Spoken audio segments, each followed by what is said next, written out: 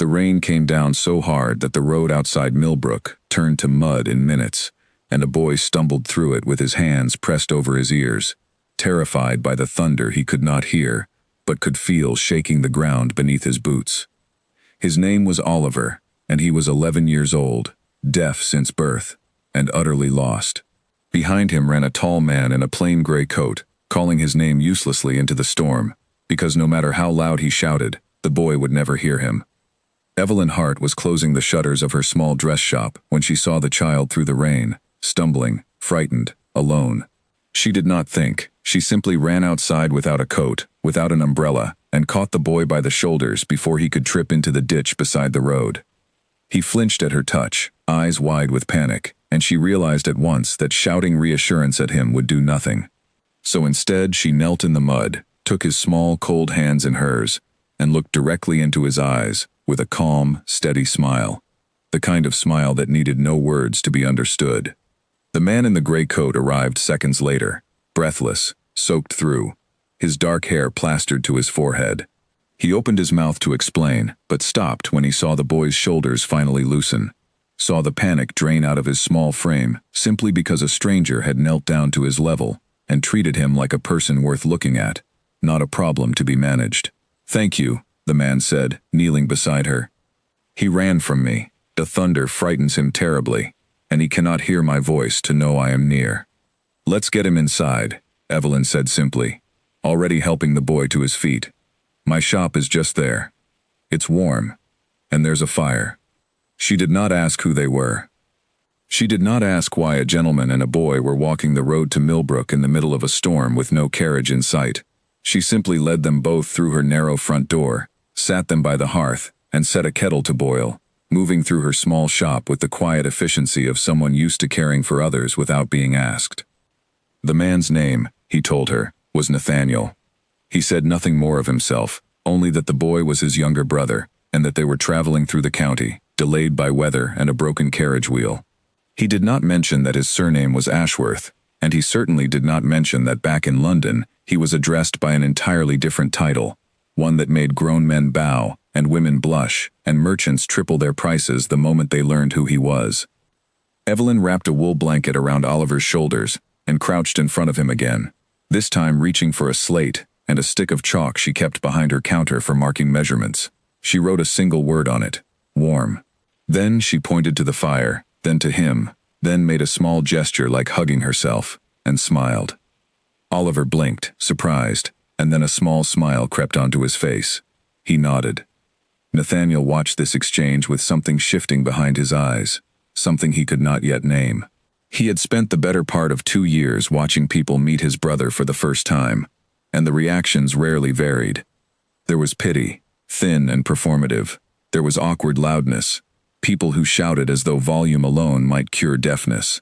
There were those who spoke only to Nathaniel, as though Oliver were not in the room at all, as though a boy who could not hear must also be unable to think or feel or understand that he was being spoken about rather than to. This woman had done none of that. She had knelt, she had written a word, she had smiled with her whole face, not just her mouth. "You know some signs," Nathaniel said, unable to keep the surprise from his voice. "A little," Evelyn admitted, standing and moving to fetch cups for tea. "There was a boy in the village 2 summers past, deaf like your brother. His grandmother taught me a handful of words so I could measure him for clothes without frightening him. I never had a proper teacher, just what she showed me, and what I could work out on my own after that." She said it plainly, without any expectation of praise, as though kindness to a frightened child were simply the natural order of things and not worth remarking upon. Nathaniel found himself staring at her a moment too long before he caught himself and looked instead at the fire. The storm outside did not ease for another hour, and in that hour, Evelyn Hart did something that no one else had managed to do in the 2 years since Oliver's illness had taken his hearing. She made him laugh.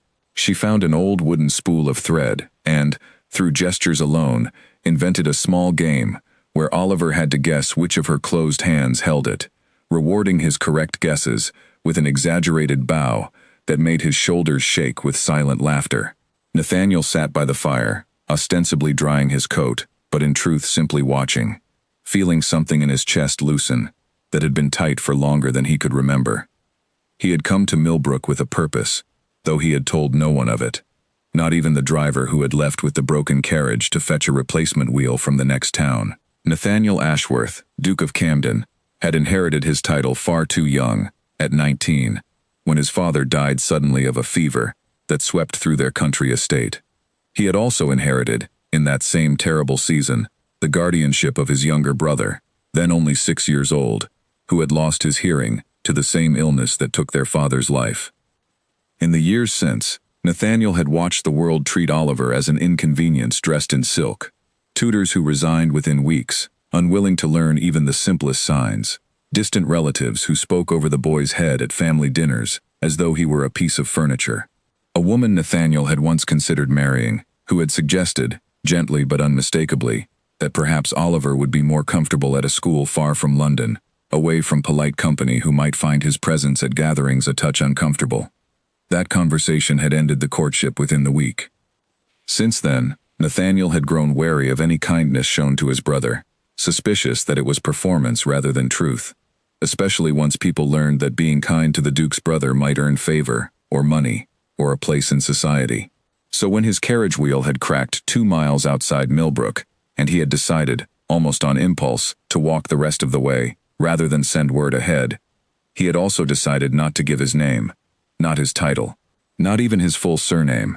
He wanted, for once, to see how the world treated Oliver, when there was nothing at all to be gained from treating him well. He had not expected to find the answer within his first hour in the village.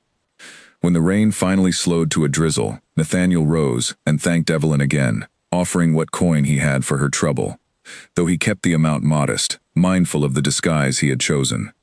She refused it outright, waving her hand as though the very suggestion embarrassed her. "You owe me nothing," she said. Any decent person would have done the same.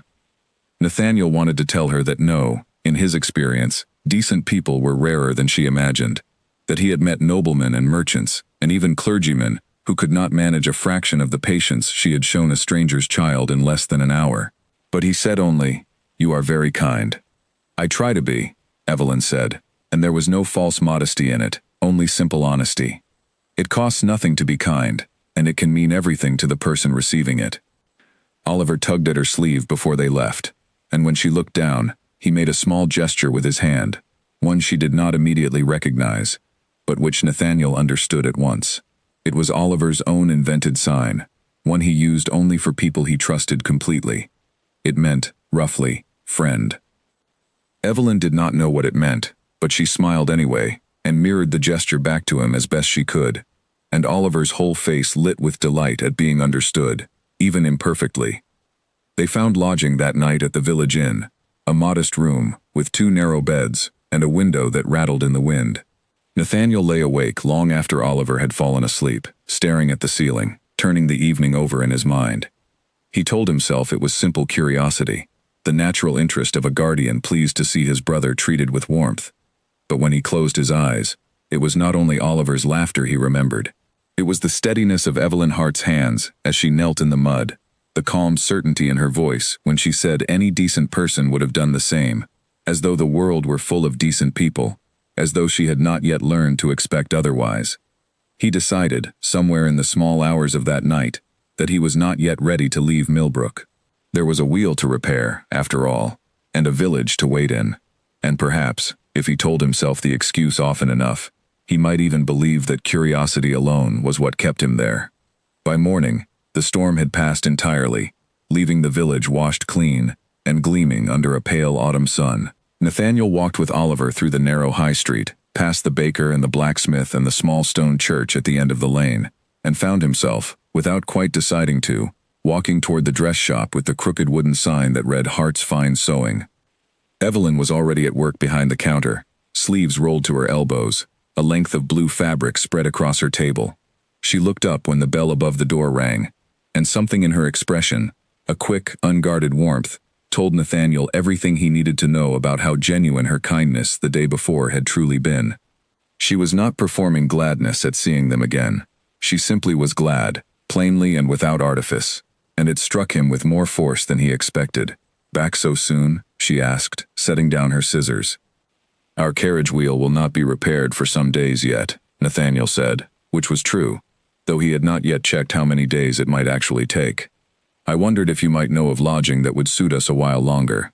And perhaps, he added, glancing at Oliver, who was already peering with open curiosity at the bolts of fabric stacked along the wall, perhaps, you might teach me a few more of the signs you know, for his sake. Evelyn's face broke into a smile that reached all the way to her eyes. I would like that very much, she said. Both of you are welcome here whenever you like. Nathaniel thanked her and told himself, once again, that this was only the beginning of an experiment, a test conducted for his brother's sake, nothing more. But as he watched Oliver cross the room to sit beside Evelyn's work table, watched the boy point curiously at her spools of thread, and watched her patiently name each color with a sign, slow enough for him to follow, Nathaniel felt the ground shift slightly beneath him, the way it does just before something important begins, whether one is ready for it or not. Days turned into a week, and the week slid gently into a second one, though the carriage wheel that Nathaniel claimed to be waiting on had, in truth, been repaired within 3 days. He knew this because the blacksmith mentioned it to him directly one afternoon, tapping the finished wheel with obvious pride, and Nathaniel had thanked the man, paid him generously, and then quietly asked if the wheel might be stored a while longer at the smithy, rather than fitted at once. The blacksmith had shrugged and agreed, assuming the traveling tutor simply preferred to rest before continuing his journey. No one questioned it. No one in Millbrook had any reason to suspect that the quiet, plainly dressed man who visited the dress shop each morning was anything other than what he claimed to be. Each day followed a similar rhythm. Nathaniel and Oliver would arrive at Hart's Fine Sewing not long after the shop opened, and Evelyn would set aside whatever work she could spare an hour from to sit with them at the small table near the window. She had begun teaching Nathaniel proper signs, not the invented gestures Oliver had grown used to relying on, but the more structured hand language she had picked up years before from the grandmother of the deaf boy she once knew. Nathaniel proved a diligent student, practicing the shapes of words late into the night in the privacy of his inn-room, determined not to embarrass himself in front of either his brother or Evelyn. It was during one of these lessons that Evelyn first noticed something odd about the quiet tutor's hands. They were unusually smooth for a man who claimed to travel for a living, without the calluses she would have expected from years spent gripping reins or carrying luggage. She noticed too the fine stitching along the collar of his coat, subtle but expensive, the kind of tailoring she recognized from the rare gentleman customers who occasionally passed through Millbrook on their way to grander towns. She said nothing of it, filing the observation away without suspicion, assuming only that perhaps his family had once known better fortune than his current modest travels suggested.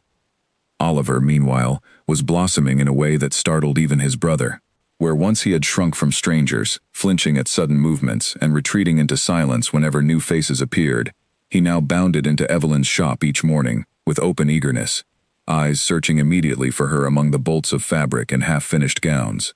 He had taken to helping her sort spools of thread by color, a task she invented largely to give him purpose, though he approached it with the seriousness of a boy entrusted with something important. When customers came into the shop, Evelyn made a point of introducing Oliver properly, signing his name and gesturing for him to greet them, and though most villagers were unfamiliar with sign language, they followed Evelyn's lead, offering the boy warm nods and smiles, rather than the awkward silence he had grown used to elsewhere.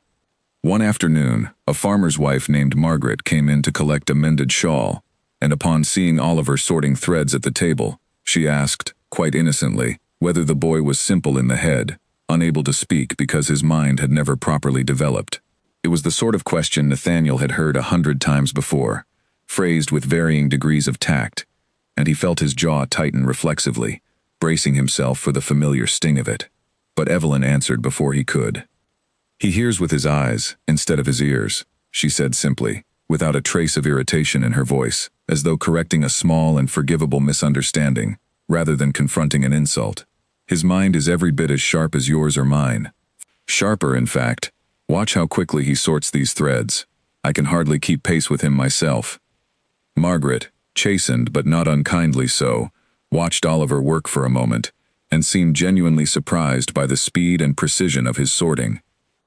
She left the shop with her mended shawl and a slightly more thoughtful expression than she had entered with, and Nathaniel, watching the exchange from across the room, felt something tighten in his chest that had nothing to do with anger and everything to do with gratitude. That evening, walking back toward the inn with Oliver's small hand tucked into his own, Nathaniel found himself replaying the moment again and again. He had spent 2 years bracing himself against the world on his brother's behalf, ready at any moment to defend Oliver from cruelty or careless pity. He had not expected to find, in a quiet dress shop in a village he had never planned to visit, someone else willing to stand in that same defense without needing to be asked. It was around the start of the second week that Evelyn began inviting them to share simple meals after the shop closed for the evening. She lived above the shop in a small set of rooms, modest but comfortable, and though she insisted the meals were nothing special, merely bread and cheese and whatever stew she had managed to prepare, Nathaniel found himself looking forward to those evenings more than he cared to admit. Oliver, too, seemed to come alive during these hours, sitting cross-legged on the floor near the hearth, while Evelyn taught him new signs by candlelight, her patience never once wavering, even when he struggled to form a shape correctly with his small fingers. It was during one such evening that Evelyn spoke, for the first time, of her own family. She had raised 2 younger siblings alone after her parents passed within a year of one another, she explained, taking on the dress shop that had once belonged to her mother, and working long hours to keep her brother and sister fed and clothed until they were old enough to make their own way in the world. Her brother now worked as a clerk in a nearby town, and her sister had married a farmer 2 villages over. And though Evelyn spoke of their absence with a certain quiet loneliness, there was no bitterness in her voice, only the steady acceptance of someone who had built a life from difficult circumstances, without ever expecting the world to owe her anything easier. "You never wished for more?" Nathaniel asked carefully. "A grander life, perhaps, somewhere beyond Millbrook?"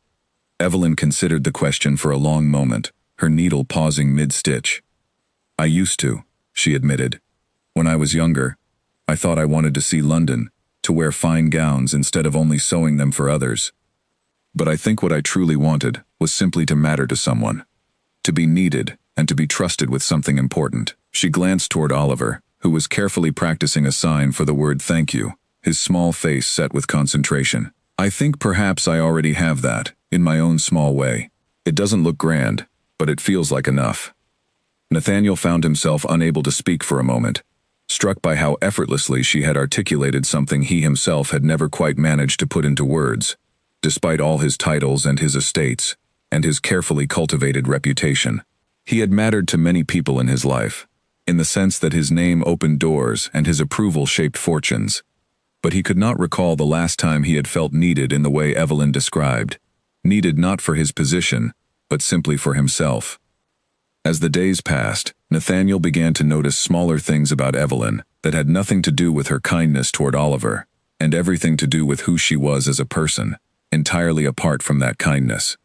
The way she hummed quietly to herself while working, unaware she was doing it. The stubborn set of her jaw when a difficult seam refused to cooperate. The quick, unguarded laugh that escaped her whenever Oliver managed some clever bit of mischief, hiding a spool of thread behind his back and pretending innocence when she searched for it. He found himself, more than once, watching her, simply for the pleasure of watching her, and having to remind himself that he had come to Millbrook for his brother's sake, not his own. Yet even as he told himself this, he knew it was becoming less true with every passing day. One morning, Oliver fell ill with a mild fever, likely caught from the damp air of that first storm, and Evelyn insisted on nursing him herself, rather than allowing Nathaniel to summon the village physician, whose bedside manner, she warned, tended toward brusqueness that would only frighten a frightened child further. She sat beside Oliver's cot at the inn for hours, pressing cool cloths to his forehead, and signing gentle reassurances whenever he stirred, refusing to leave, even when Nathaniel urged her to rest. "You need not do this," Nathaniel said quietly, watching her from the doorway as evening fell. "He is not your responsibility." Evelyn looked up at him, and there was something almost fierce in her expression, though her voice remained soft so as not to startle the sleeping boy. "He became my responsibility the moment I decided to care about him," she said. "That is how it works, isn't it? Caring for someone means staying, even when it would be easier to leave." Nathaniel had no answer for that. He simply crossed the room and sat beside her, and together they kept watch over his brother through the night, and somewhere in those quiet hours, listening to Oliver's breathing ease and steady, Nathaniel understood with sudden and unwelcome clarity that he was no longer conducting a test at all. He was simply falling in love with a woman who did not know his true name. Oliver recovered within 2 days, his fever breaking on the third morning, and by the time he was well enough to return to the dress shop, he greeted Evelyn with such an enthusiastic embrace that she nearly toppled backward into a rack of half-finished gowns, laughing as she steadied herself against the boy's affection. Nathaniel watched from the doorway, arms crossed, a small smile tugging at the corner of his mouth that he did not bother to hide. It occurred to him, watching the two of them, that he had not seen his brother this happy since before their father's death, since before the fever that had stolen his hearing along with so much else. With Oliver restored to health, the household of the small village inn settled back into its familiar rhythm, though Nathaniel found the rhythm growing more precious to him with each passing day, and more difficult to imagine leaving behind.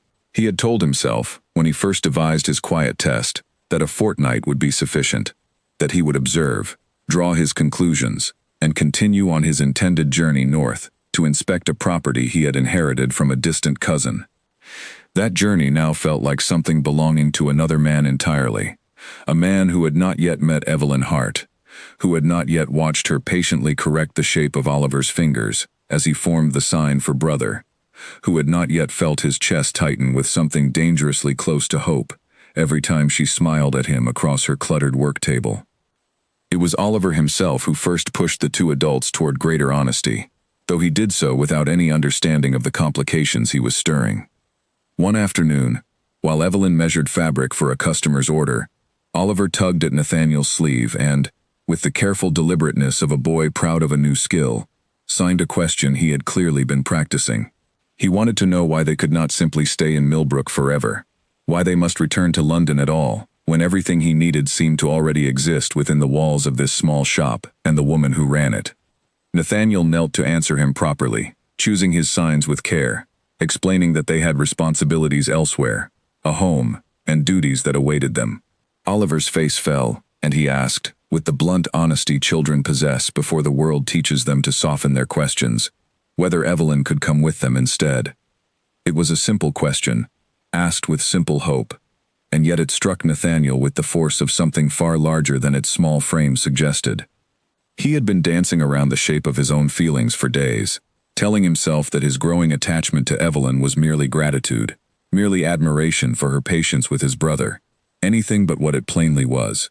His brother's innocent question stripped away that pretense in a single stroke, and Nathaniel found himself unable to answer at all, simply resting a hand on Oliver's shoulder and signing later, a word that felt, even as he formed it, like a small betrayal of the honesty Evelyn had shown them both since the very first evening. That evening, after Oliver had fallen asleep at the inn under the watchful eye of the innkeeper's wife, who had grown fond of the boy and happily agreed to sit with him for an hour, Nathaniel walked alone to the dress shop, where a single candle still burned in the upstairs window. He knocked softly, and Evelyn opened the door still dressed in her work apron, a length of thread wound around one finger, surprise flickering across her face at the unexpected visit. "Is Oliver well?"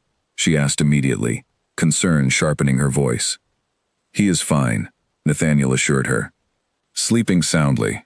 I only wish to speak with you, if you have a moment." She stepped aside to let him in, and they sat together at the small table where so many lessons had taken place over the past 2 weeks, the same table now cluttered with pins and scraps of fabric from her evening's work. For a long moment, neither of them spoke, and Nathaniel found himself uncertain how to begin, how to approach the conversation he had walked here, intending to have, without revealing the deeper truth he was not yet ready to share. "Oliver asked me today why you could not simply come with us when we leave," he said finally, watching her face carefully as he spoke. I did not know how to answer him. Evelyn's expression softened, something wistful passing across her features before she carefully composed herself again. "Children ask questions, adults have long since taught themselves to fear," she said quietly. "It would be simpler if we could all speak as plainly as he does." "Would it trouble you?" Nathaniel asked, choosing his words with unusual caution. "If I told you that I have found myself equally reluctant to imagine leaving Millbrook?" The candlelight caught something uncertain in Evelyn's eyes, a flicker of hope quickly guarded by hesitation. "You have a life waiting for you elsewhere," she said. "A position, family responsibilities. You have never told me precisely what." but I have gathered enough to know your circumstances are grander than they first appeared. A man like you does not simply remain in a village like this." Nathaniel's heart clenched at how close she had come to the truth without quite reaching it, and for one fleeting moment, he considered telling her everything. His true name, his title, the deliberate deception he had constructed from the very first evening they met. But something held him back, a fear he could not entirely name, though it wore the shape of every disappointment he had witnessed in his years as Duke. Every person who had smiled warmly at him, only to discover, upon learning his title, that warmth curdling into calculation. He was not yet ready to risk seeing that same transformation cross Evelyn's face. "My circumstances are complicated," he admitted instead, which was true enough without being the whole truth. But complicated does not mean impossible. "I only wished you to know that whatever comes next, these past 2 weeks have meant more to me, and to my brother, than I know how to properly express." Evelyn reached across the table then, resting her hand briefly over his, a small gesture that nonetheless sent warmth radiating through him, far beyond what its size should have allowed. "They have meant a great deal to me as well," she said softly. "I did not expect, when I pulled a frightened boy out of the mud 2 weeks ago, that I would find myself so unwilling to imagine my days without either of you in them." They sat together for a long while after that, speaking of smaller things, of the village and its people, of Oliver's rapid progress with his signs, of the modest dreams Evelyn still nursed despite her practical nature, a hope to one day expand her shop, perhaps to hire an apprentice so she might rest occasionally, instead of working every waking hour. Nathaniel listened to all of it with a hunger he had not expected, memorizing the details the way a man memorizes something he fears losing. When he finally rose to leave, walking back through the quiet village streets beneath a sky scattered with stars, he found himself turning the evening over in his mind, with a mixture of tenderness and dread. He had come to Millbrook to test whether kindness could exist without motive, whether someone might treat his brother well without knowing there was anything to be gained by it. He had found his answer within the first hour, and every day since had only confirmed it more deeply. But in finding that answer, he had stumbled into a far more complicated question, one he had never intended to ask at all. What would happen when Evelyn Hart discovered that the quiet tutor she had grown to care for was, in truth, a Duke who had lied to her for 2 weeks, however gently, however well-intentioned that lie might have been? He did not have an answer, and the uncertainty followed him back to the inn, settling over him like a weight he could not quite set down. The following days brought a subtle shift in the atmosphere of Hart's fine sewing, though neither Nathaniel nor Evelyn spoke openly of what had passed between them that evening. There was a new tenderness in the way they moved around one another, small courtesies exchanged without comment, glances held a moment longer than necessary before one or the other looked away, flustered. The Galliver, perceptive in the particular way of children who rely on observation rather than overheard conversation to understand the world, noticed the change immediately and seemed delighted by it, often positioning himself between the two adults during their lessons, as though physically drawing them closer together, then grinning with obvious satisfaction whenever his efforts succeeded. One afternoon, Evelyn closed the shop early and suggested a walk along the river that wound past the edge of the village, a suggestion Oliver greeted with such enthusiasm that he was already tugging at Nathaniel's sleeve before Evelyn had finished speaking. They spent the afternoon wandering the riverbank, Oliver darting ahead to examine interesting stones or startled ducks, occasionally turning back to sign excited descriptions of his discoveries to whichever adult happened to be watching. Evelyn walked beside Nathaniel with an ease that had grown between them over the past weeks, occasionally brushing his arm as she pointed out some feature of the landscape, a habit so natural to her that Nathaniel doubted she was even aware of it, though he was acutely aware of every such touch himself. "You seem different today," Evelyn observed, glancing sideways at him as they walked, lighter, somehow. "I feel different," Nathaniel admitted, watching Oliver crouch by the water's edge, examining something with intense concentration. "I have not felt this settled in a very long time. Perhaps not since before my father died." Evelyn's expression gentled with sympathy, though she did not press him for details he had not yet offered. "Grief has a way of following us quietly," she said. "It waits until we are distracted by something good, before it reminds us it is still there." "Is that how it was for you, after your parents?" "For a long while, yes. But eventually the good moments began to outweigh the reminders. I suspect that is simply how healing works, slowly, without our quite noticing until we look back, and realize how much lighter we have become. Nathaniel found himself wondering, as they continued along the riverbank, whether he might one day tell her the whole truth of his circumstances, and still find her standing beside him afterward. Still find that same easy warmth in her eyes, rather than the careful distance he had witnessed so many times before in others, once they learned his title. He wanted, more than he had wanted almost anything in his adult life, for the answer to be yes, but wanting something did not make it safe to risk, and so he said nothing, and the afternoon continued in its gentle, uncomplicated warmth. A warmth he knew, even as he treasured it, could not last forever. It did not take long for the village of Millbrook to begin talking, as villages inevitably do when something unusual settles into their midst and refuses to explain itself. A stranger who lingered far longer than any broken carriage wheel should reasonably require, who visited the dress shop with a devotion that had become impossible to overlook, who spoke with an educated precision that did not quite match his plain traveling clothes, was bound to attract curiosity in a place where little else happened to occupy the attention of its residents. The whispers began gently enough, exchanged over the counter of the bakery or across garden fences, harmless speculation about who the mysterious tutor might really be, and why he showed no urgency to continue his journey.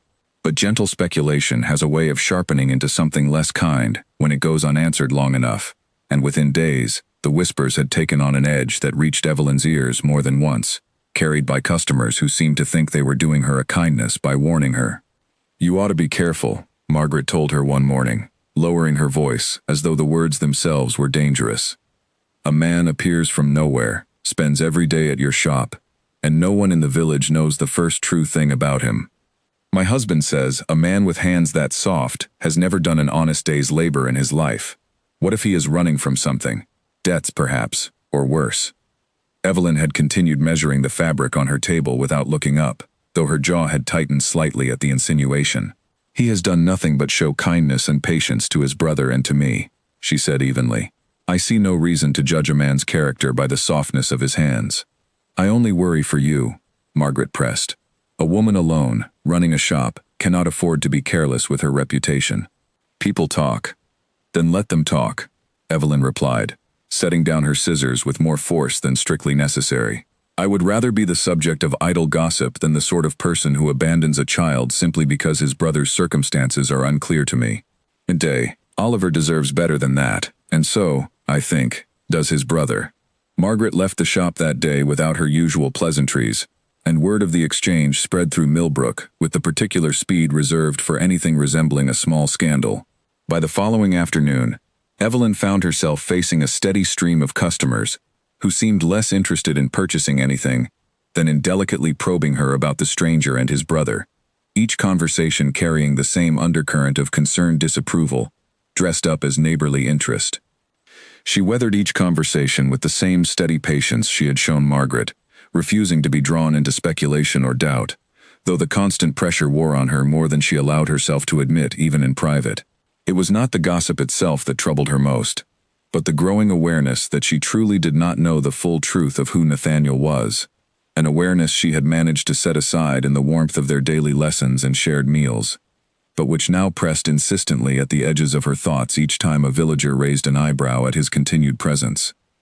Nathaniel, for his part, remained largely unaware of the full scope of the whispers circulating through Millbrook, though he caught fragments of it here and there, sensed a certain coolness in a few of the villagers he passed on the street, noticed Evelyn's smile grow slightly more strained by the end of certain days.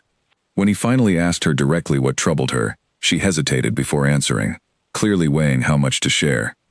"The village wonders about you," she admitted finally, as they sat together one evening after Oliver had gone to sleep. "Who you truly are, why you remain here so long without explanation. I have told them it is none of their concern, but I would be lying if I said the questions have not begun to trouble me as well."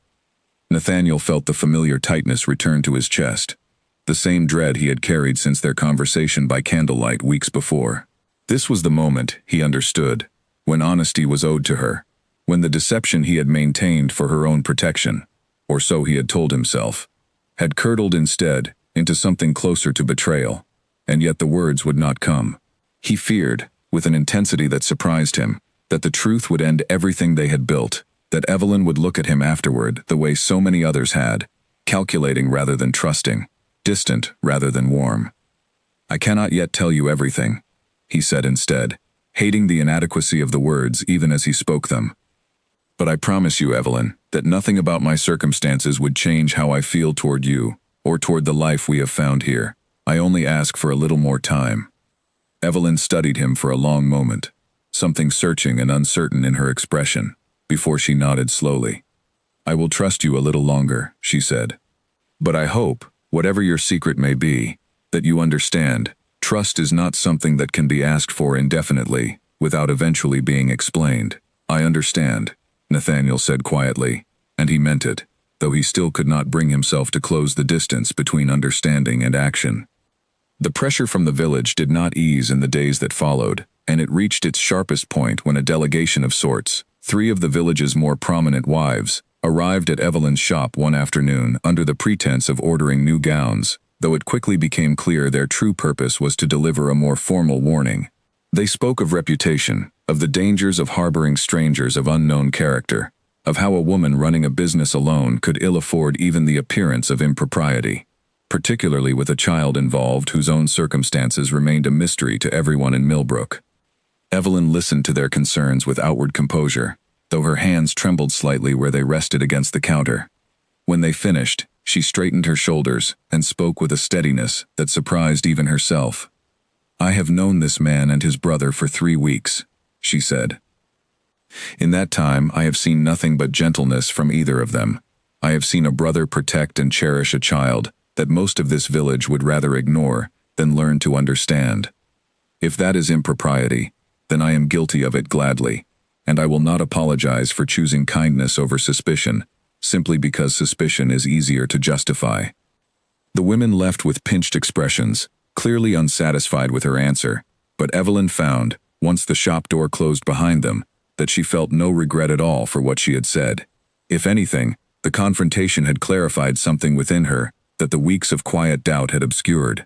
Whatever secret Nathaniel carried, whatever complications awaited them beyond the borders of Millbrook, she could not bring herself to regret the choice she had made to trust him, to trust the evidence of her own eyes, rather than the fears of neighbors who had never once knelt in the mud to comfort a frightened deaf child. When Nathaniel arrived later that afternoon, and heard, through Oliver's excited signing and Evelyn's more measured account, what had transpired, he felt something in his chest crack open, with a mixture of guilt and overwhelming gratitude. Here was a woman who had defended him, defended Oliver, against the pointed suspicions of her entire community, without knowing the smallest fraction of the truth that might have either vindicated or condemned him in their eyes. She had chosen to trust him anyway, on nothing more than the evidence of his character, as she had witnessed it firsthand. It was, he realized that evening, as he walked alone beneath a darkening sky, exactly the kind of unconditional decency he had come to Millbrook hoping to find on his brother's behalf. He had found it in abundance, more deeply and more genuinely than he had dared hope. And yet the very success of his test now stood as an obstacle between them, a wall of deception that grew heavier with each day he failed to dismantle it, until he feared it might one day collapse upon them both, in a manner far more damaging than if he had simply told her the truth from the very beginning. The near discovery, when it came, arrived without any warning at all, on an ordinary Thursday morning that began no differently than any other. Evelyn had opened her shop as usual, and Nathaniel had arrived with Oliver shortly after, the boy immediately settling into his customary place at the work table, sorting through a fresh delivery of ribbon, while Evelyn attended to an early customer near the front counter. It was the sound of carriage wheels on cobblestone, unusually fine and heavy for Millbrook's narrow streets, that first drew attention through the shop window. Evelyn glanced up briefly, noting the polished black carriage with its silver fittings drawing to a halt outside the village inn, a sight rare enough in Millbrook to warrant curiosity from several passers-by, who paused on the street to watch a well-dressed gentleman step down and greet the innkeeper with evident familiarity. Nathaniel, glancing up from where he sat beside Oliver, felt his stomach drop the instant he recognized the man. Lord Henry Whitfield, an old acquaintance from London, a man who moved in precisely the circles Nathaniel had spent 3 weeks deliberately avoiding, stood not 50 yards from the dress shop window, engaged in conversation with the innkeeper about lodging for the night. "I must step out for a moment," Nathaniel said quickly, rising from his seat with an urgency he tried and failed to disguise. Evelyn glanced at him curiously, sensing the sudden shift in his demeanor, but said nothing beyond a small nod as he moved toward the door. He caught Lord Whitfield's arm just outside the inn, drawing him a short distance away from the street, before the man could raise his voice in greeting, as he seemed inclined to do. "Ashworth," Whitfield said, genuine surprise coloring his voice, though thankfully, at a volume that had not carried to the shop. "Whatever are you doing in a place like this? I heard you had gone north to inspect the Camden property." "A change of plans," Nathaniel said carefully, glancing over his shoulder toward the shop window, relieved to see Evelyn had returned her attention to her customer. "I would ask a favor of you, Henry. Do not use my title while you are in this village. I have reasons of my own for traveling under a plainer name for the time being." Whitfield raised an eyebrow, clearly intrigued rather than offended by the strange request. "Some private business, I take it. Very well. I shall keep your secret, though I confess my curiosity is thoroughly piqued. You always were the most unpredictable of us, even at university." Nathaniel exchanged a few more hurried words with his old acquaintance, extracting a firm promise of discretion before Whitfield continued on to arrange his lodging, clearly amused by the whole encounter and already anticipating the story he would enjoy retelling once he returned to London society. Nathaniel watched him disappear into the inn with a sense of relief that felt entirely too fragile to trust, and when he turned back toward the dress shop, he found Evelyn standing in the doorway, her expression unreadable. "Who was that?" she asked, her voice carefully neutral in a way that told him she had witnessed at least part of the exchange, even if she had not been close enough to hear the words themselves. "An old acquaintance," Nathaniel said, choosing his words with painful care. "From before I began traveling, nothing of consequence." "He called you something," Evelyn pressed gently, though there was a new wariness in her eyes that had not been there before. I could not quite make it out, but it did not sound like Nathaniel. For a moment, Nathaniel considered simply telling her everything, right there in the doorway of her shop with the morning sun slanting across the cobblestones, ending the deception before it could grow any more tangled. But the fear that had kept him silent for 3 weeks rose up once more, sharper now for having so nearly been forced into the open, and he found himself retreating into vague reassurance instead. "It is a nickname from our university days," he said, which was, in its own twisted way, not entirely a lie, though it fell so far short of the whole truth that he felt the weight of the omission settle heavily in his chest, even as he spoke it. "Nothing worth troubling over." Evelyn studied his face a moment longer, and though she did not press further, something in her expression suggested she was not entirely satisfied by the explanation. She returned to her work without further comment, but the easy warmth that had characterized their mornings together felt subtly altered for the remainder of the day. A small crack introduced into a foundation that had, until now, seemed solid enough to build a future upon. That evening, after Oliver had been settled for the night, Nathaniel found himself pacing the narrow confines of his inn room, wrestling with a decision he had postponed for far too long. He understood, with a clarity that had been building for days, that he could not continue this deception much longer without risking the very thing he had come to treasure most. Lord Whitfield's unexpected arrival was a warning, he realized, a signal that the careful boundaries of his disguise were far more fragile than he had allowed himself to believe. Sooner or later, someone else would arrive in Millbrook who knew his true face, his true name, and the revelation would come not from his own honest confession but from circumstance, from accident, in a manner far more painful for Evelyn than if he simply found the courage to tell her himself. And yet, even as he resolved to tell her the truth, a new complication presented itself. Whitfield had mentioned, during their brief exchange, that he was traveling ahead of a formal procession, an official visit that Nathaniel himself had arranged weeks earlier, and entirely forgotten in the whirlwind of his time in Millbrook. The Duke of Camden was expected to formally open a new bridge in the neighboring county within the week, an obligation tied to an inheritance dispute he had resolved on behalf of local tenant farmers, and the ceremony would draw exactly the kind of attention, banners, official carriages, a procession of dignitaries, that no disguise could possibly survive. He had, quite without meaning to, backed himself into a corner from which there was no longer any path except forward, toward a truth he could delay, but no longer entirely avoid. The following days passed with an uneasy tension that both Nathaniel and Evelyn seemed to sense, but neither directly addressed. Evelyn remained warm toward him, and warmer still toward Oliver, whose bond with her had only deepened in the weeks since their arrival. But there was a new watchfulness in her eyes, a quiet gathering of questions she had not yet voiced, but clearly had not abandoned either.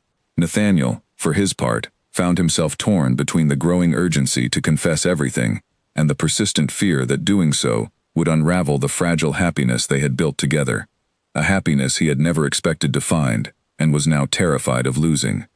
It was Oliver, once again, who unknowingly pushed events toward their resolution. Excited by the prospect of the approaching bridge ceremony, which the innkeeper had mentioned within his hearing, though of course not within Oliver's hearing in any literal sense, the boy had picked up enough from watching adult conversations and reading Nathaniel's own distracted expressions to sense that something significant was approaching. He asked Nathaniel, through careful signs practiced with obvious effort, whether they would soon be leaving Millbrook, and whether Evelyn would truly not be coming with them, as he had hoped weeks before. Nathaniel knelt to answer his brother honestly, for perhaps the first time fully honestly, admitting that yes, they would soon need to leave, but that he intended, before they did, to make certain Evelyn understood exactly who they were, and exactly how much she meant to them both. Oliver's face brightened at this promise, though he could not have understood the full weight of what his brother intended to risk in fulfilling it. Nathaniel resolved that night to tell Evelyn everything the following evening, to end the deception on his own terms, rather than allow circumstance to force his hand, as it so nearly had with Lord Whitfield's arrival. He drafted the words in his mind a dozen times over, searching for some arrangement of them that might soften the blow of her discovering how thoroughly she had been deceived, even if the deception had never once been intended to cause her harm. But before he could act on his resolution, the world made the decision for him. The morning after Nathaniel made his private resolution to confess everything, Millbrook awoke to an unusual commotion along its main road. Word had spread overnight that the ceremonial procession for the new bridge, originally scheduled to pass through a neighboring county entirely, had been rerouted through Millbrook itself due to flood damage on the intended path. A change of plans that no one, least of all Nathaniel, had anticipated when he first agreed to attend the ceremony, weeks earlier from the comfortable distance of London. He learned of the rerouted procession only when Lord Whitfield knocked urgently on his in-room door shortly after dawn, informing him with obvious excitement that the entire ceremonial party, banners, official carriages, and a modest honor guard included, would be passing directly through the village within hours, on its way to the ceremony, now relocated to accommodate the damaged road. Whitfield, still amused by what he assumed was some romantic intrigue behind Nathaniel's disguise, warned him with genuine sympathy that there would be no possibility of avoiding recognition once the procession arrived, not with half the county's dignitaries expected to greet him by name and title in full view of the entire village. Nathaniel felt something cold settle in his stomach as the full weight of the situation became clear. He had intended to tell Evelyn the truth that very evening, on his own terms, with time to explain himself properly and to reassure her of his feelings, before the shock of his title could color her perception of everything that had passed between them. Now that careful plan lay in ruins, replaced by the far crueler prospect of Evelyn learning the truth publicly, in the middle of the village street, surrounded by neighbors who had already grown suspicious of him, with no opportunity for private explanation before the damage was done. He rushed to the dress shop as quickly as propriety allowed, hoping against hope to reach Evelyn before the procession arrived, to find some way to explain at least the essential truth, before circumstance stripped away his ability to control how she received it. But he was too late.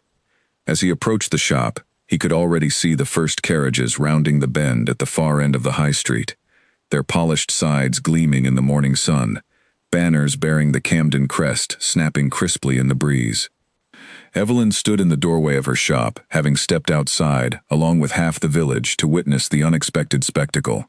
Oliver's small hand held tightly in her own, as she pointed out the approaching carriages to him with evident wonder, entirely unaware that she was about to watch her own quiet world collide irrevocably with the truth she had sensed but never quite been permitted to grasp. The procession drew to a halt near the village square, and a local official, clearly overjoyed at the unexpected honor of hosting even a brief stop from such an important party, hurried forward to greet the lead carriage as its door opened. Nathaniel, arriving breathless at the edge of the crowd, could only watch in helpless dread as he stepped down from the carriage himself, dressed now in the formal attire his valet had apparently anticipated he might need, despite his weeks of disguise. and the official's voice rang out across the square, clear and unmistakable. Your Grace, the village of Millbrook is deeply honored by your presence. The words landed like a physical blow, rippling outward through the gathered crowd, whispers of recognition and astonishment passing from one villager to the next as they processed what they had just witnessed. The plain traveling tutor who had spent 3 weeks in their midst revealed, without warning or ceremony, to be none other than the Duke of Camden himself. Nathaniel's eyes found Evelyn's across the square, and what he saw there broke something in him more thoroughly than he had believed possible. It was not anger, not at first, but something worse, a dawning, devastated confusion, the particular pain of watching every certainty crumble at once. Oliver, sensing the shift in the crowd's energy without understanding its cause, looked between his brother and Evelyn with growing distress, his small hand tightening around hers as though he sensed, even without hearing a single word of the exchange, that something important had just gone terribly wrong. Evelyn released Oliver's hand gently, murmuring something to him that Nathaniel could not hear from this distance, and turned back into her shop without another glance toward the square, the door closing behind her with a quiet finality that felt far louder than any slammed door could have been. Nathaniel extracted himself from the ceremonial obligations as quickly as decorum allowed, offering brief and distracted courtesies to the assembled officials before making his way directly to the dress shop, Oliver trailing anxiously behind him, clearly confused and frightened by the sudden upheaval in what had, until moments ago, been an ordinary and pleasant morning. He knocked on the shop door, and when no answer came, he tried the handle and found it, mercifully, unlocked. He found Evelyn standing behind her work table, her hands pressed flat against its surface, as though bracing herself against something, her back to the door. She did not turn when he entered, though he saw her shoulders tense, at the sound of the bell above the door. "Evelyn," he began, his voice rough with everything he had been holding back for 3 weeks. "Please, let me explain." "You are a duke," she said, still not turning to face him, her voice carefully controlled in a way that told him she was fighting hard to keep it that way. "A duke who introduced himself to me as a tutor, who let me believe, for 3 entire weeks, that he was simply a man of modest means traveling with his brother, who let this whole village whisper and doubt me on his behalf, while all along he could have silenced every rumor with a single word, a single true name, and chose not to." "I never meant to hurt you," Nathaniel said, moving closer, though he stopped himself before crossing the full distance between them, sensing that she needed space. He had no right to close without her permission. "I came to Millbrook because I wanted, for once, to know whether people would treat Oliver with genuine kindness. Kindness that expected nothing in return, not favor, not advancement, nothing but decency, for its own sake. I have watched him suffer under false kindness, his entire life, performances staged the moment people learned who we were. I did not know how else to find the truth except to hide behind a name that meant nothing." Evelyn finally turned to face him, and he saw that her eyes were bright with unshed tears, though her jaw remained set with the same fierce composure he had come to admire so deeply in her. "And did you find your answer?" she asked, her voice trembling only slightly. "Was I sufficiently kind, sufficiently unsuspecting, to satisfy whatever test you had constructed? Did I perform well enough, without knowing I was being evaluated at all?" The accusation cut deeper than anything Nathaniel had anticipated, precisely because he understood, with painful clarity, why she would see it that way. He had, in essence, watched her without her knowledge, judged her responses, weighed her worth against a standard she had never agreed to be measured by. Even if his intentions had never been cruel, the effect of his deception was undeniably a violation of the trust she had extended so freely and so completely. "It was never meant to be a test of your worth," he said quietly. "It became, very quickly, something else entirely. I stopped observing you as an experiment within days, Evelyn. I began simply loving you, and loving Oliver's happiness at your side, and I told myself every day that I would find the courage to tell you the truth. And every day I found some new excuse to delay it because I was afraid, terribly afraid, of exactly this moment, of watching you look at me the way you are looking at me now." Evelyn was quiet for a long moment, her gaze moving from Nathaniel to Oliver, who stood anxiously near the door, watching the exchange with evident distress, despite understanding none of the spoken words, sensing only that the two people he loved most were in some kind of pain he could not name or ease. "I need time," Evelyn said finally, her voice barely above a whisper. "I need to understand what was real and what was not. I cared for a man named Nathaniel, a tutor with gentle hands and infinite patience for a boy the world too often overlooks. I do not yet know how to reconcile that man with a duke who let me defend him to my own neighbors, while knowing the truth would have ended every rumor instantly."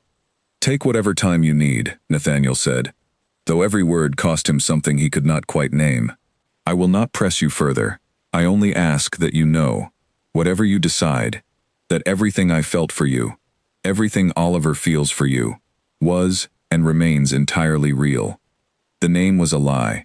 Nothing else was." He gathered Oliver gently and left the shop, and Oliver, once outside, tugged urgently at his sleeve, signing a frantic string of questions about why Evelyn had looked so sad, why they had left so quickly, whether they had done something wrong. Nathaniel knelt on the cobblestones and did his best to explain, in the simplest signs he knew, that sometimes even people who love each other very much need time to understand a difficult truth, and that this did not mean the love itself had disappeared, only that it needed patience to find its way forward again. Oliver's small face crumpled with worry, and he signed, with the same fierce simplicity he had used weeks before to name Evelyn his friend. A single question that struck Nathaniel harder than anything Evelyn herself had said that morning. "Will she still be my friend?" Nathaniel did not have a certain answer to give him, and the not knowing was, he found, the heaviest burden he had carried in all his years as Duke of Camden. 3 days passed in which Nathaniel did not return to the dress shop, honoring the space Evelyn had asked for, even as the waiting stretched his patience nearly to breaking. He kept to the inn with Oliver, filling the hours with quiet lessons and long walks along the riverbank they had once explored together as three, though the absence of Evelyn's presence made those familiar paths feel hollow and unfinished. Oliver asked after her each day, his small hands forming her name in the sign they had invented together, a gentle looping gesture meant to represent the careful way she once wound thread around her fingers, and each day Nathaniel had to explain, as gently as he could, that they must continue waiting. Word of the Duke's true identity had, of course, spread through Millbrook with the speed such revelations always carry in small communities, and the village's attitude toward Nathaniel shifted overnight, from cautious suspicion to a kind of awed deference that he found nearly as uncomfortable as the earlier gossip had been. Shopkeepers who had once eyed him warily now bowed with exaggerated courtesy. Margaret, who had warned Evelyn so pointedly against trusting a stranger with soft hands, now approached him in the street with fawning apologies, praising his generosity and wisdom, as though she had never once questioned his character at all. Nathaniel accepted these overtures with polite but distant civility, finding little satisfaction in a respect that had shifted so completely, simply because a title had been attached to his name. It was this very transformation, in fact, that clarified for him precisely why Evelyn's original kindness had mattered so profoundly. She had shown him and his brother warmth when there was nothing to be gained by it, when he was nothing more than a plainly dressed stranger with a frightened child. The village's sudden reversal only threw that earlier honesty into sharper relief, proving beyond any doubt that whatever Evelyn had felt for them during those 3 weeks had been entirely genuine, untainted by calculation or self-interest, precisely the answer he had traveled to Millbrook hoping, however faintly, to find. On the 4th day, as Nathaniel sat with Oliver near the inn's small garden, turning over in his mind whether he had waited long enough to reasonably approach the shop again, a knock came at the door.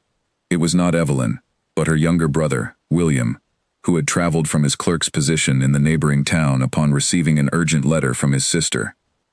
He introduced himself with evident wariness, studying Nathaniel with the careful assessment of a protective sibling, determined not to be swayed by any title, however grand. "My sister has told me everything," William said, without preamble. "I have come to see for myself what manner of man deceived her for 3 weeks and left her defending a lie to her own neighbors." Nathaniel accepted the accusation without flinching, understanding it was entirely deserved. "I have no defense that excuses the deception itself," he said honestly. "I can only tell you that my intentions, however poorly executed, were never to cause your sister pain.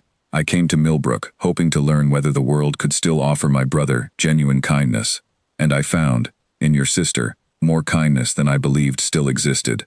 I fell in love with her honesty, William, And it is a bitter irony that my own dishonesty is what now threatens to cost me the very thing I traveled here to find. William studied him for a long moment, some of the wariness in his expression softening, though not entirely.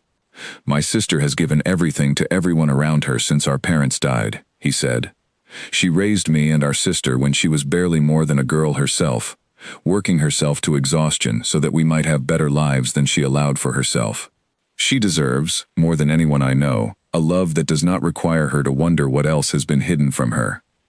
I agree with you completely, Nathaniel said, which is why I intend, if she will permit it, to spend whatever time it takes proving that the truth of my feelings for her was never part of the deception, even if the name I gave her was.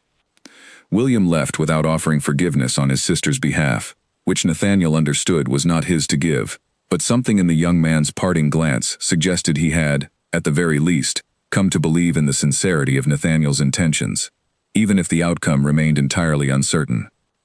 That evening, as dusk settled over Millbrook, Nathaniel finally allowed himself to walk toward the dress shop, uncertain whether he would be welcomed or turned away, but unwilling to let another day pass without at least attempting to close the distance that had opened between them. He found the shop's front room dark. The sign in the window turned to indicate the shop was closed, but a faint light glowed from the upstairs window, and after a long moment of hesitation, he knocked softly at the side door that led to Evelyn's living quarters. She opened it herself, and for a long moment, neither of them spoke.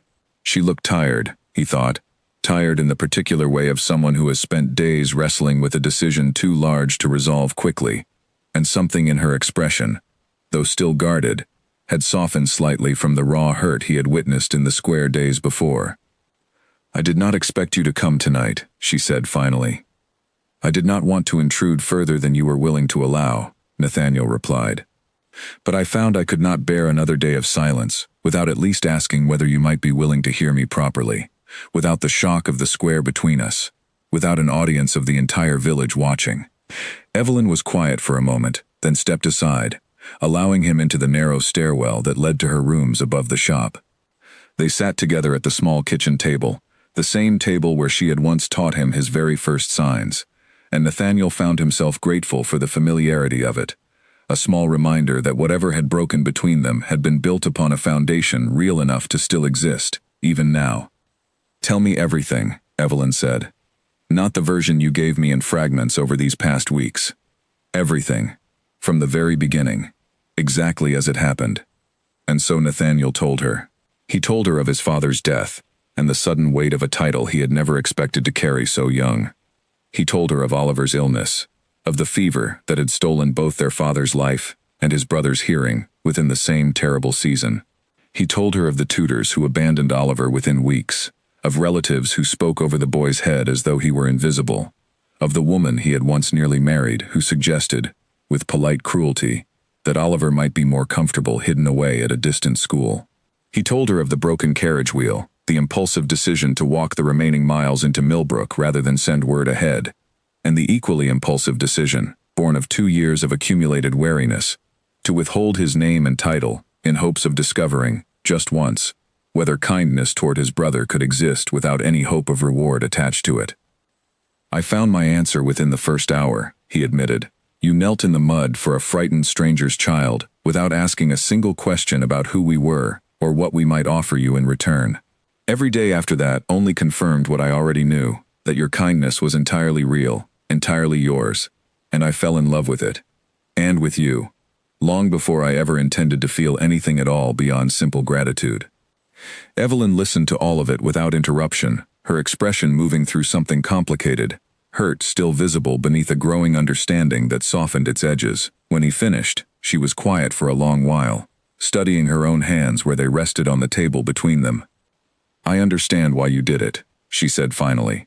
"I even understand, better than I wish I did, why you were afraid to tell me the truth once you realized your feelings had changed. I know what it is to fear that people only value you for what you can offer them, rather than who you truly are. But understanding does not erase the hurt of having been deceived, even gently, even with good intentions. I need to know that whatever comes next between us, you will choose honesty, even when it frightens you, rather than silence, however well-meaning that silence might feel in the moment."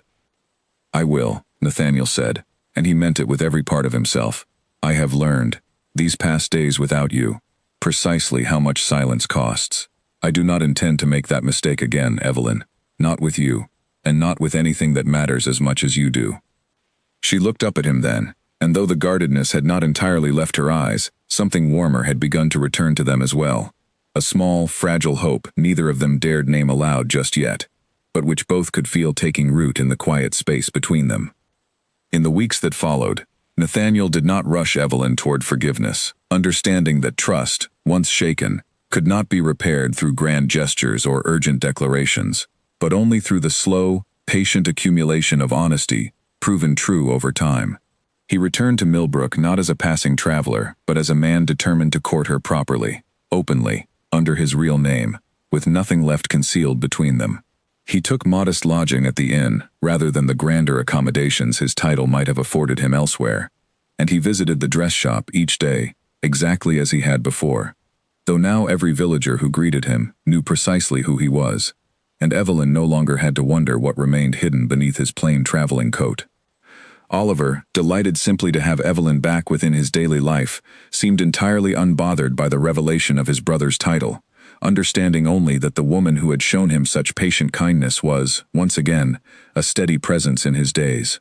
He continued sorting threads at her work table each afternoon, continued practicing new signs with the same careful diligence, and continued, with the particular persistence of a child who has decided something is true and will not be argued out of it, referring to Evelyn as his friend at every possible opportunity, as though repeating the word often enough might guarantee its permanence.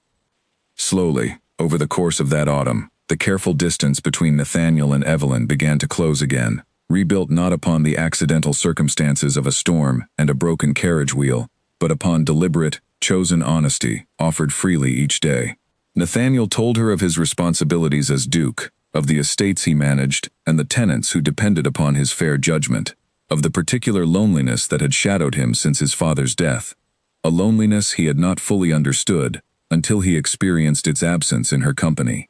Evelyn, in turn, shared more of her own history, the quiet grief of losing her parents so young, the exhaustion of building a life from nothing, the fear she had long carried, that she might never be permitted to want more for herself than simple survival. "I used to believe," she told him one evening, as they sat together in her small kitchen while Oliver slept soundly upstairs in the small room she had begun keeping ready for his visits, "that wanting more than what I had already built would be a kind of ingratitude, as though I ought to be satisfied with having simply survived my circumstances, rather than daring to hope for something beyond them." "And now?" Nathaniel asked. "Now I think perhaps survival was never meant to be the ceiling of what I deserved," Evelyn said, meeting his eyes steadily. "I think perhaps I am finally permitting myself to want something more, even though wanting it still frightens me." It was several weeks after that conversation, on a crisp morning, when the last of the autumn leaves had begun to fall across Millbrook's narrow streets, that Nathaniel asked Evelyn to walk with him along the same riverbank where they had once wandered together as three, back when he was still only Nathaniel the traveling tutor, and she had not yet learned the full weight of the name he truly carried.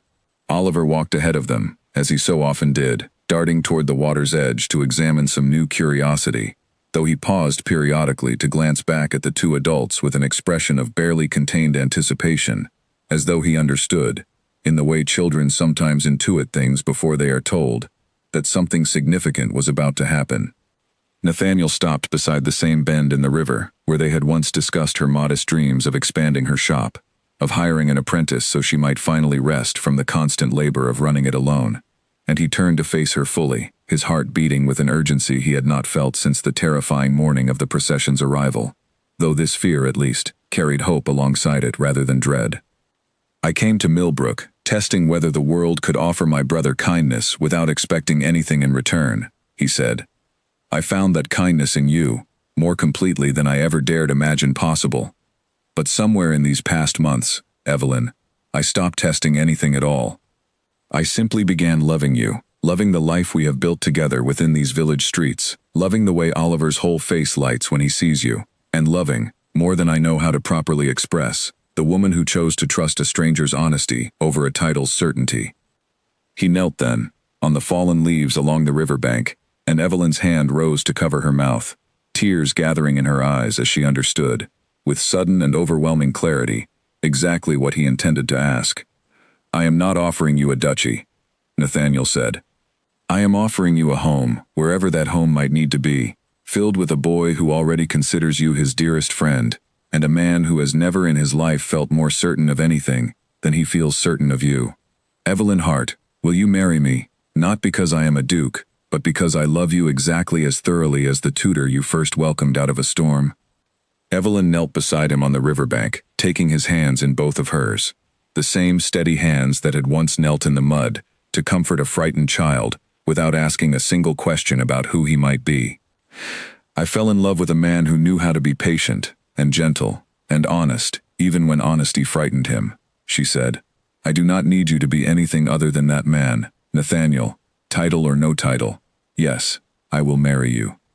Oliver, watching from a short distance away, seemed to understand the shape of what had happened, even without hearing a single word exchanged between them, and he came running back along the riverbank with such enthusiasm that he very nearly toppled both of them into the fallen leaves as he threw his arms around them together.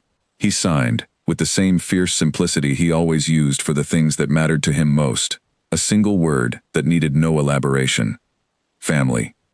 Evelyn signed the word back to him, her own eyes bright with tears, and Nathaniel, watching the two people he loved most in the world, embraced beside a quiet river in a village he had never intended to stay in longer than a fortnight, understood that he had found, in the most unexpected of circumstances, exactly what he had been searching for since his father's death first taught him how heavy the world could feel when one carried it alone. Their wedding took place the following spring, held not in the grand cathedrals of London that Nathaniel's position might have demanded, but in the small stone church at the end of Millbrook's High Street, the same church he had passed so many times during his weeks of quiet disguise.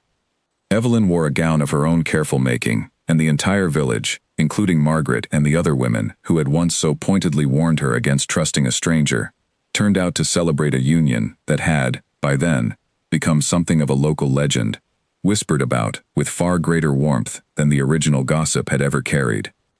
Oliver stood beside his brother throughout the ceremony, dressed in his finest clothes, beaming with a happiness that needed no words to communicate, and when the officiant pronounced Nathaniel and Evelyn husband and wife, Oliver was the first to reach them, signing his single favorite word, with an enthusiasm that made the entire church erupt into gentle laughter. Family! Evelyn took to her new life as Duchess of Camden, with the same quiet grace and unwavering kindness that had first drawn Nathaniel to her, insisting, much to the surprise of London society, on maintaining her connection to Millbrook, returning often to visit the shop she had once run alone, now managed by a capable apprentice she had personally trained and mentored, fulfilling at last the modest dream she had once confessed to Nathaniel by candlelight. She established, within her first year as Duchess, a small school for deaf children on the Camden estate, staffed by teachers fluent in proper sign language, ensuring that no child in their care would ever again have to rely on invented gestures alone to be understood, as Oliver once had before finding his way to her shop. Oliver flourished under his sister by marriage's continued patience and the broader community she built around him, growing from the frightened, isolated boy who had once stumbled through a storm into a confident young man who eventually served as an assistant instructor at the very school Evelyn had founded, teaching other deaf children the language that had once given him back his voice, even without sound. Nathaniel, for his part, never again hid behind a false name, having learned, through the painful weeks of near loss that followed his deception's unraveling, that the truest test of character lay not in disguising oneself to observe others, but in offering one's whole self honestly, and trusting that genuine love, once found, was worth every risk required to protect it. He often told the story of their beginning to their own children in later years, of a storm, and a frightened boy, and a woman who knelt in the mud without asking a single question about who deserved her kindness, and he always ended the telling the same way, with the simple truth that her kindness had not merely melted the careful distance he kept from the world, but had taught him, more thoroughly than any lesson before it, precisely what it meant to belong somewhere completely, without pretense, without a title standing between himself and the people who loved him simply for who he was. Years later, long after the whispers of Millbrook had faded into the comfortable folklore of a village proud to claim its small part in a duke's unlikely love story. Evelyn would still return each autumn to the riverbank, where Nathaniel had once knelt among the fallen leaves, bringing with her, in time, 3 children of her own, who grew up understanding sign language as naturally as spoken words, taught patiently by an uncle who considered it among his proudest achievements that his niece and nephews could converse with him as easily as with anyone else in their bustling household. The dress shop still stood at the heart of the village, its crooked wooden sign repainted but otherwise unchanged, and Evelyn made certain that every apprentice who trained within its walls understood not merely the craft of sewing, but the deeper lesson she had learned there herself, that kindness offered without expectation of reward was never wasted, however small or unremarkable the person receiving it might first appear. Lord Whitfield, who had so nearly exposed Nathaniel's secret that fateful morning, became a frequent and welcome guest at Camden, delighting in retelling the story of the Duke he once discovered hiding behind a tutor's plain coat, though he always added, with genuine affection, that he had never seen his old university friend happier than in the years that followed his exposure. Margaret, too, softened considerably over time, becoming one of the school's most devoted supporters once she witnessed firsthand how thoroughly the children in Evelyn's care flourished under patient, proper instruction, and she often told her own grandchildren, with a touch of remembered shame, about the winter she had once doubted a stranger's character, based on nothing more than the softness of his hands, a lesson she claimed had taught her more about true judgment than any other in her long life. Oliver, in his own time, found love as well, marrying a young woman from a neighboring county, who had lost her hearing to illness much as he had, and their wedding, held in the very school Evelyn had founded, drew guests from every corner of the county, eager to celebrate a community that had grown, in the years since a frightened boy first stumbled through a Millbrook storm, into something far larger and more lasting than anyone involved could have originally imagined. Nathaniel never forgot the lesson Millbrook had taught him, and in his years as Duke, he became known throughout the county not merely for his fair management of estates and tenants, but for a particular attentiveness to those most often overlooked by society, the poor, the disabled, the elderly without family to advocate for them, all of whom found in the Duke and Duchess of Camden advocates who had learned, through their own unlikely beginning, that true worth had nothing at all to do with title, and everything to do with the quiet, steady choice to be kind when kindness cost something real. On quiet evenings, long after their children had grown and started families of their own, Nathaniel and Evelyn would sometimes sit together by the fire, much as they had during those first uncertain weeks in her small shop above the storm-washed streets of Millbrook, and Evelyn would ask him, with the same gentle teasing she had carried through every year of their marriage, whether he had truly needed an entire elaborate deception simply to discover that she was kind. And Nathaniel would always answer the same way, taking her hand exactly as he had that very first evening beside the fire, when a frightened boy had finally stopped trembling because a stranger had knelt low enough to be understood without a single word spoken between them. He would tell her that he had not needed the deception to discover her kindness at all. He had needed it only to discover the courage to deserve it, and that the truest gift Millbrook had ever given him was not the answer to his quiet test, but the woman who had taught him, patiently and without ever once demanding it of him, exactly what it meant to be loved for nothing more and nothing less than simply who he was.